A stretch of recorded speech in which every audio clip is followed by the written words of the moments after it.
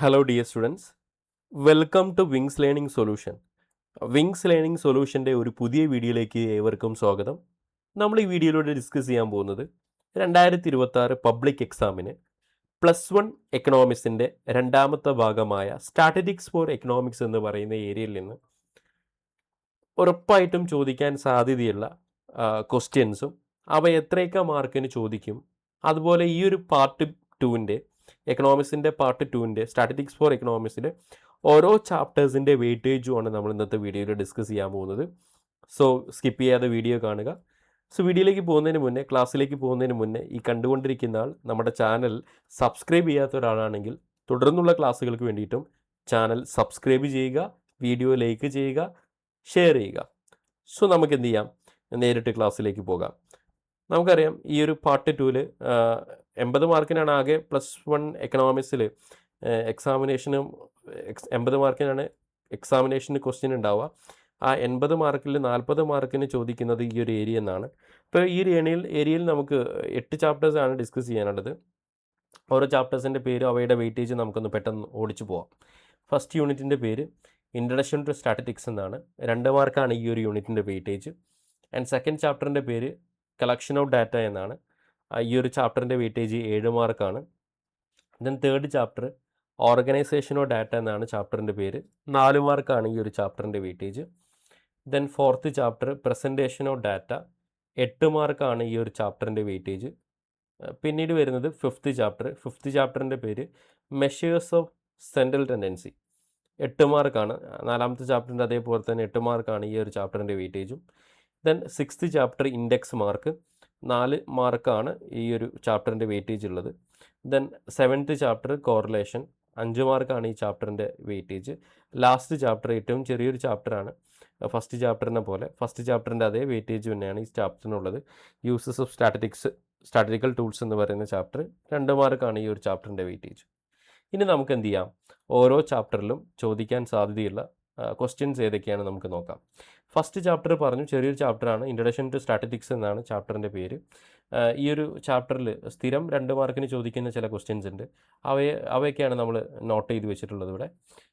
First ഈ ഒരു ചാപ്റ്ററിൽ നിന്ന് 2 മാർക്കിന് ചോദിക്കാൻ സാധ്യതയുള്ള ക്വസ്റ്റ്യനാണ് difference between quantitative and qualitative data. Quantitative ഡാറ്റയും ക്വാളിറ്റേറ്റീവ് ഡാറ്റയും തമ്മിലുള്ള ഡിഫറൻസ് 2 മാർക്കിന് ചോദിക്കാം. അതുപോലെ തന്നെ ഈ ചാപ്റ്ററിൽ നിന്ന് പിന്നെ മറ്റൊരു 2 മാർക്കിന് ചോദിക്കാൻ സാധ്യതയുള്ളൊരു ക്വസ്റ്റ്യനാണ് importance or scope of statistics. സ്റ്റാറ്റിസ്റ്റിക്സിൻ്റെ ഇമ്പോർട്ടൻസ്, പ്രാധാന്യം, അതിൻ്റെ സാധ്യതകൾ എന്തൊക്കെയാണെന്ന് നമുക്ക് 2 മാർക്കിന് ചോദിക്കാം. അപ്പോൾ ഇമ്പോർട്ടൻസ് ഓഫ് സ്റ്റാറ്റിസ്റ്റിക്സ് എന്ന് ചോദിച്ചാലും സ്കോപ്പ് ഓഫ് സ്റ്റാറ്റിസ്റ്റിക്സ് എന്ന് ചോദിച്ചാലും നിങ്ങൾ ഒരു ആൻസർ എഴുതിയാൽ മതി, രണ്ടും ഒന്ന് തന്നെയാണ്. പിന്നീട് നമുക്ക് ഡിസ്കസ് ചെയ്യാനുള്ളത് സെക്കൻഡ് ചാപ്റ്ററാണ്. സെക്കൻഡ് ചാപ്റ്ററിൻ്റെ പേര് കളക്ഷൻ ഓഫ് ഡാറ്റ എന്നാണല്ലോ. 7 മാർക്കാണ് ഈ ചാപ്റ്ററിൻ്റെ വെയിറ്റേജ് എന്ന് നമ്മൾ പറഞ്ഞു. ഈ ഒരു ചാപ്റ്ററിൽ നിന്ന് 2 മാർക്കിന് ചോദിക്കാൻ സാധ്യതയുള്ളൊരു ക്വസ്റ്റ്യനാണ് distinguish or difference between primary data and secondary data. Primary ഡാറ്റയും സെക്കൻഡറി ഡാറ്റയും തമ്മിലുള്ള ഡിഫറൻസ് ഈ ഒരു ചാപ്റ്ററിൽ നിന്ന് 2 മാർക്കിന് ചോദിക്കാം. അതുപോലെ ഈ ഒരു ചാപ്റ്ററിൽ നിന്ന് 4 മാർക്കിന് ചോദിക്കാൻ സാധ്യതയുള്ളൊരു ക്വസ്റ്റ്യനാണ് explain the methods of collecting primary data.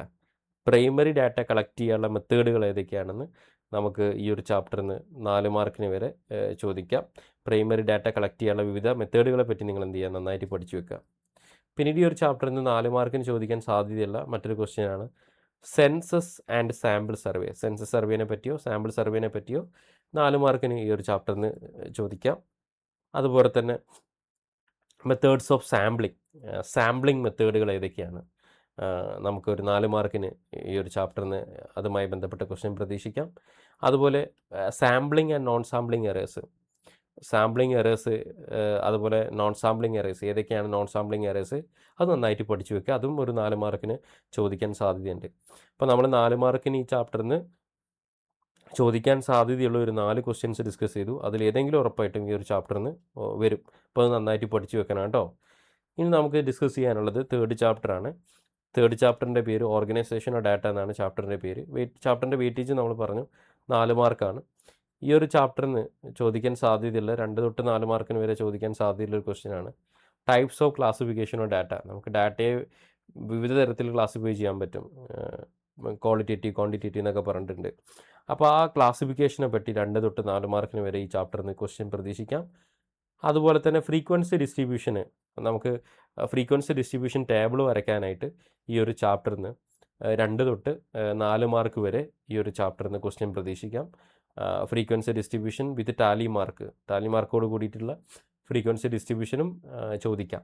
അപ്പോൾ അത് വരയ്ക്കാനായിട്ട് നിങ്ങൾ ആ ടേബിൾ വരച്ച് വെക്കാനായിട്ട് പഠിച്ചു വെക്കുക. ഇനി നമുക്ക് ഡിസ്കസ് ചെയ്യാനുള്ളത് 4th ചാപ്റ്ററാണ്, പ്രസൻറ്റേഷൻ ഓഫ് ഡാറ്റ. 8 മാർക്കാണ് ഈ ഒരു ചാപ്റ്ററിൻ്റെ വെയിറ്റേജ്. ഈ ഒരു ചാപ്റ്റർ നമുക്ക് വളരെ സിമ്പിളായിട്ട് മാർക്ക് സ്കോർ ചെയ്യാൻ പറ്റുന്ന ഒരു ചാപ്റ്ററാണ്. പിന്നെ ഡയഗ്രാം, എല്ലാ ഡയഗ്രത്തിനെ പറ്റിയും വരയ്ക്കാൻ പഠിക്കുക. എന്നാൽ ഷുവറായിട്ട് നമുക്ക് ഈസി ആയിട്ട് എന്ത് ചെയ്യാൻ പറ്റും, 8 മാർക്ക് ഈ ചാപ്റ്ററിന് സ്കോർ ചെയ്യാൻ പറ്റും. ഈ ഒരു ചാപ്റ്ററിന് 4 മാർക്കിന് നിരന്തരം എക്സാമിന് കാണാറുള്ള ഒരു ക്വസ്റ്റ്യനാണ് പാർട്സ് ഓഫ് എ ടേബിൾ. ഒരു ടേബിളിൻ്റെ പ്രധാനപ്പെട്ട ഭാഗങ്ങൾ ഏതൊക്കെയാണെന്ന് നമുക്ക് 4 മാർക്കിന് വരെ ഈ ചാപ്റ്ററിൽ നിന്ന് ക്വസ്റ്റ്യൻ പ്രതീക്ഷിക്കാം. അതുപോലെ തന്നെ histogram, pi diagram, multiple bar diagram, അത്തരത്തിലുള്ള ബാർ ഡയഗ്രാം വരയ്ക്കാനായിട്ടുള്ള ക്വസ്റ്റ്യൻ 6 തൊട്ട് 8 മാർക്കിന് വരെ ഈ ഒരു ചാപ്റ്ററിൽ നിന്ന് മിനിമം ഒരു 6 മാർക്ക് തൊട്ട് 8 മാർക്കിന് വരെ ഈ ചാപ്റ്ററിൽ നിങ്ങൾക്ക് പ്രതീക്ഷിക്കാം. പിന്നീട് നമ്മൾ ഡിസ്കസ് ചെയ്യുന്ന 5th യൂണിറ്റ് ആണ്. യൂണിറ്റിൻ്റെ പേര് മെഷേഴ്സ് ഓഫ് സെൻട്രൽ ടെൻഡൻസി എന്നാണ് യൂണിറ്റിൻ്റെ പേര്. ഈ ഒരു യൂണിറ്റിൽ നമുക്ക് 8 മാർക്കിനൊക്കെ ചോദിക്കാൻ സാധ്യതയുള്ള ക്വസ്റ്റ്യനാണ്. Questions related to calculation of mean, median, mode from continuous or discrete series. ഇതൊരു എസ് എ ക്വസ്റ്റ്യൻ ആണ്. 8 മാർക്കിനാണിത്. പരീക്ഷയ്ക്ക് എല്ലാ പരീക്ഷയ്ക്കും ചോദിക്കാറുണ്ട്. നമുക്ക് ക്വസ്റ്റ്യൻ്റെ ലാസ്റ്റ് നമുക്ക് ക്വസ്റ്റ്യൻ പേപ്പറിൻ്റെ ഏറ്റവും അവസാനം വരുന്നൊരു ക്വസ്റ്റ്യനാണിത്. നമുക്കൊരു ഡിസ്ക്രീറ്റ് സീരീസോ അല്ലെങ്കിൽ കണ്ടിന്യൂസ് സീരീസോ തരും. അത് നോക്കിയിട്ട് അത് വെച്ചിട്ട് നമുക്ക് മീൻ, മീഡിയൻ, മോഡ് ഇത് മൂന്നും കണ്ടെത്താൻ, ഒന്നല്ലെങ്കിൽ കണ്ടിന്യൂസ് സീരീസ് ആയിരിക്കും അല്ലെങ്കിൽ ഡിസ്ക്രീറ്റ് സീരീസ് ആയിരിക്കും. അപ്പോൾ ഇത് വെച്ചിട്ട് നമ്മളോട് മീൻ, മീഡിയൻ, മോഡ് കണ്ടെത്താനായിട്ടുള്ളൊരു ക്വസ്റ്റ്യന് ഒരു 8 മാർക്കിന് വരെ ഈ ചാപ്റ്ററിൽ നിന്ന് പ്രതീക്ഷിക്കാം. പിന്നീട് ഈ ഒരു ചാപ്റ്ററിൽ നിന്ന് 6 മാർക്കിന് ചോദിക്കാൻ സാധ്യതയുള്ളൊരു ക്വസ്റ്റ്യനാണ് യൂസ് ഓഫ് ഇൻഡെക്സ് നമ്പേഴ്സ്. 2 മാർക്കിന് വരെ ചോദിക്കാൻ സാധ്യതയുള്ളൊരു ക്വസ്റ്റ്യനാണ്. ഇൻഡെക്സ് നമ്പേഴ്സുമായി ബന്ധപ്പെട്ട ഒരു ക്വസ്റ്റ്യനാണ് യൂസസ് ഓഫ് ഇൻഡെക്സ് നമ്പേഴ്സ്. ഇൻഡെക്സ് നമ്പേഴ്സിൻ്റെ പർപ്പസ് എന്താണ്, അതിൻ്റെ ഉപയോഗം എന്താണെന്ന് നമുക്ക് 2 മാർക്കിന് വരെ ചോദിക്കാം. പിന്നീട് calculation of index numbers. Index numbers കണ്ടുപിടിക്കാനായിട്ടുള്ള ഡിഫറെൻറ്റ് മെത്തേഡുകളുണ്ട്. അതിലേതെങ്കിലും ഒരു മെത്തേഡ് ഉപയോഗിച്ചിട്ട് ഇൻഡെക്സ് നമ്പർ കാൽക്കുലേറ്റ് ചെയ്യാനായിട്ടുള്ള ഒരു ക്വസ്റ്റ്യന് നിങ്ങൾക്ക് 4 മാർക്കിന് വരെ ഈ ഒരു ചാപ്റ്ററിൽ നിന്ന് പ്രതീക്ഷിക്കാം. പിന്നീട് നമുക്ക് ഡിസ്കസ് ചെയ്യാനുള്ളത് 7th യൂണിറ്റ് ആണ്. കോറിലേഷൻ എന്നാണ് യൂണിറ്റിൻ്റെ പേര്. 5 മാർക്കാണ് ഈ ഒരു യൂണിറ്റിൻ്റെ വെയിറ്റേജ് വരുന്നത്. സോ മിനിമം ഒരു 5 മാർക്കിന് ഈ ഒരു യൂണിറ്റിൽ നിന്ന് ക്വസ്റ്റ്യൻ പ്രതീക്ഷിക്കാം. ഈ ഒരു യൂണിറ്റിൽ നിന്ന് 2 മാർക്കിന് ചോദിക്കാൻ സാധ്യതയുള്ളൊരു ക്വസ്റ്റ്യനാണ് വാട്ട് ഈസ് കോറിലേഷൻ. എന്താണ് കോറിലേഷൻ കൊണ്ട് ഉദ്ദേശിക്കുന്നത്? അത് 2 മാർക്കിന് ഈ ചാപ്റ്ററിൽ നിന്ന് ചോദിക്കാം.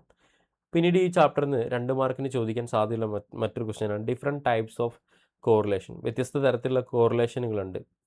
അതിനെപ്പറ്റി ഒരു 2 മാർക്കിന് വരെ ഈ ഒരു ചാപ്റ്ററിൽ നിന്ന് ചോദിക്കാം. പിന്നീട് ഈ ഒരു ചാപ്റ്ററിൽ നിന്ന് 4 മാർക്കിന് ചോദിക്കാൻ സാധ്യതയുള്ള ക്വസ്റ്റ്യനാണ് സ്കാറ്റർ ഡയഗ്രാം. കോറിലേഷൻ കണ്ടെത്താനുള്ള ഒരു മെത്തേഡാണ് സ്കാറ്റർ ഡയഗ്രാം. ആ സ്കാറ്റർ ഡയഗ്രാമുമായി ബന്ധപ്പെട്ട ക്വസ്റ്റ്യന് ഒരു 4 മാർക്കിന് വരെ ഈ ഒരു ചാപ്റ്ററിൽ നിന്ന് പ്രതീക്ഷിക്കാം. അതുപോലെ തന്നെ കാൽക്കുലേഷൻ ഓഫ് കോറിലേഷൻ കാൽക്കുലേറ്റ് ചെയ്യാൻ ഡിഫറെൻറ്റ് മെത്തേഡുകളുണ്ടല്ലോ, സ്പിയേഴ്സ്മാൻ, റാങ്ക് കോറിലേഷൻ പോലുള്ള. അപ്പോൾ ഏതെങ്കിലും ഒരു മെത്തേഡ് ഉപയോഗിച്ചിട്ട് കോറിലേഷൻ കാൽക്കുലേറ്റ് ചെയ്യാനായിട്ടുള്ളൊരു ക്വസ്റ്റ്യന് 4 മാർക്കിന് ഈ ഒരു ചാപ്റ്ററിന് ക്വസ്റ്റ്യന് പ്രതീക്ഷിക്കാം. സോ ഇത്രയാണ് ഈ ഒരു 7th യൂണിറ്റിൽ നിങ്ങൾ പഠിച്ചു വെക്കേണ്ടത്. ഇനി 8th unit and last unit use of statistical tools എന്ന് പറഞ്ഞാണ് യൂണിറ്റിൻ്റെ പേര്. 2 മാർക്കാണ് ഈ ചാപ്റ്ററിൻ്റെ വെയിറ്റേജ്. ഈ ഒരു ചാപ്റ്ററിൽ നിന്ന് സ്ഥിരം റിപ്പീറ്റഡ് ആയിട്ട് ചോദിക്കുന്ന 2 ക്വസ്റ്റ്യൻസ് ആണ് elements of structure of A project report. ഒരു പ്രൊജക്ട് റിപ്പോർട്ടിൻ്റെ എലമെൻറ്റ്സ് അഥവാ സ്ട്രക്ചറുകൾ ഏതൊക്കെയാണ്, അതുപോലെ തന്നെ steps towards making A project. ഒരു പ്രൊജക്റ്റ് തയ്യാറാക്കുന്ന സമയത്ത് നമ്മൾ ഫോളോ ചെയ്യേണ്ട സ്റ്റെപ്പുകൾ എന്തൊക്കെയാണ്. ഈ 2 ക്വസ്റ്റ്യനും 2 മാർക്കിനാണ് ഈ ചാപ്റ്ററിൽ നിന്ന് ചോദിച്ച് കാണാറുള്ളത്.